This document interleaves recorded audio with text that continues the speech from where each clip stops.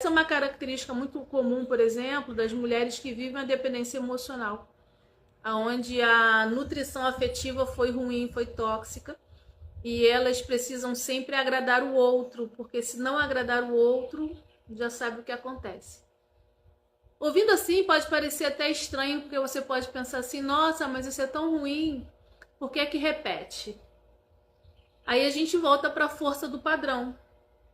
Repete porque um padrão instalado faz com que você fique ali rodando aquele drive, aquela informação, e você não percebe uma maneira de buscar uma informação diferente.